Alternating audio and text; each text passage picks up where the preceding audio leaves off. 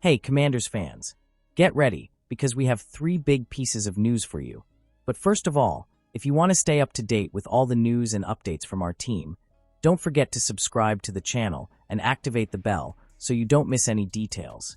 Oh, and leave your like to strengthen our team of Commanders fans. So get ready because here comes some hot news for you. And now let's go to today's news. Latest injury report brings some good news about Marshon Lattimore ahead of Bucs clash. Hello, Commanders fans. The latest injury report of our time brought some news that could be crucial for the matchup against the Tampa Bay Buccaneers. Cornerback Marshon Lattimore is getting closer to returning to full fitness. Since joining the Washington Commanders in November via the Adam Peters trade, Lattimore has played in just 1.5 games. However, all signs point to him being ready to make a difference in the postseason. According to the most recent report, Lattimore has participated in 2 full practices in a row, signaling that he is on track for the matchup. Head coach Dan Quinn echoed the optimism, stating that the player has hit all the right marks in the recovery process. The return of Lattimore will be a huge boost to our secondary defense, especially in such an important game. He's expected to go head-to-head with Mike Evans, one of the league's most talented receivers, for much of the game. This matchup is a key piece to containing the offense of the. There's a special reason to be confident in this debate. Lattimore has a history of success against Evans. Since 2017, including a playoff game, they've faced each other 12 times.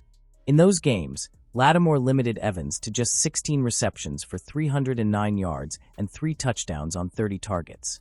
Between 2018 and 2020, Evans had as many receptions as drops, just 2 in 4 games. And in 3 of those matchups, he was stopped without a single. With such an impressive track record, Lattimore's presence could be the difference the Commanders need to come away with a win and continue their strong season. Stay tuned for more updates and analysis on this great race. Why Kliff Kingsbury might not leave the Commanders for the head coaching job. It would take a lot to pry the former Cardinals head coach out of Washington. Washington Commanders offensive coordinator Kliff Kingsbury is rising on the radars of several NFL teams as a potential head coaching candidate. This comes after Kingsbury contributed significantly to the transformation of the Commanders' offense in his first year with the team. Under first-year head coach Dan Quinn, Kingsbury played a crucial role in the development of rookie quarterback Jayden Daniels, the number 2 overall pick in the draft. Thanks to his performance, Daniels is emerging as the frontrunner for the Offensive Rookie of the Year award. Kingsbury's name has been frequently linked to several head coaching vacancies in the NFL, most notably with the Chicago Bears. The franchise is looking to build its future around Caleb Williams, the number 1 overall pick in the draft. It's worth noting that Kingsbury worked with Williams in 2023 when they were both at USC. Despite being a strong candidate for the Chicago job, there is no guarantee he will opt to leave the Commanders. Kingsbury, 45, has said his experience leading Washington's offense has rekindled his passion for football. In a recent statement, he emphasized how much he appreciates the opportunity he has. It would take a lot to let this kid go, Kingsbury said, referring to Jayden Daniels. According to Washington sources who spoke to ESPN, it is not certain that Kingsbury will leave his current position.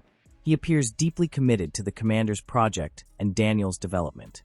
In an interview in December, Kingsbury said, "I didn't get into this to be a head coach again. It's not about the money. It's never been about the money. That's not going to influence my decision. My focus is on doing the best job I can here with these guys, and then seeing what the future holds."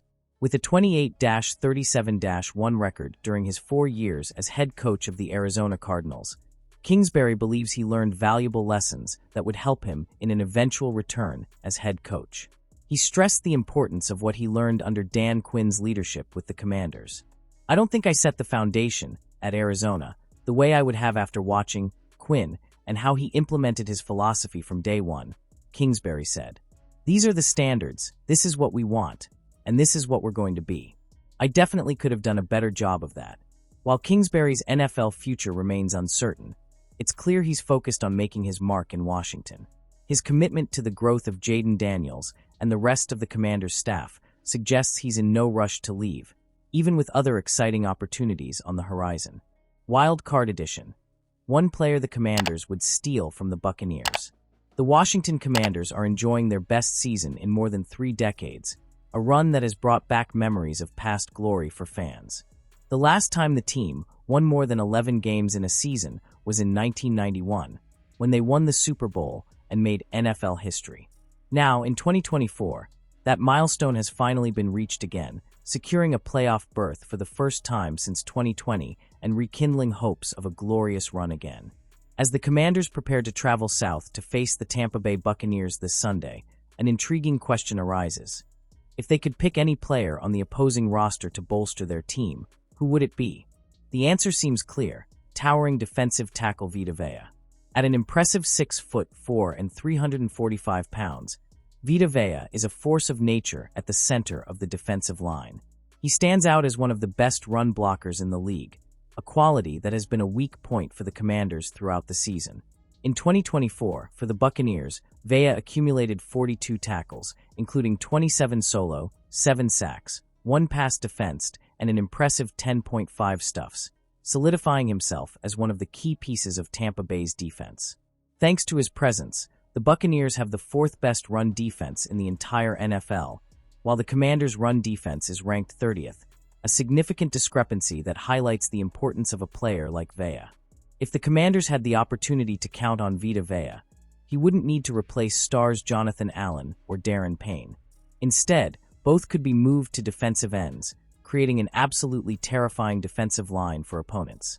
By combining the talents of Allen, Payne, and Vea, the Commanders would have a line that could dominate the ground game and pressure quarterbacks relentlessly. This hypothetical transformation would be a game-changer for the team and could address one of the major weaknesses they have shown in 2024. Of course, in the real world, the Commanders can't simply steal Vita Vea from the Buccaneers. But imagining how he could enhance Washington's defense is an interesting exercise for fans. In the meantime, the focus now turns entirely to the head-to-head matchup between the two teams, which promises to be an exciting one. The duel is scheduled for January 12th at 8 p.m. Eastern Time at the iconic Raymond James Stadium, the site of many historic battles.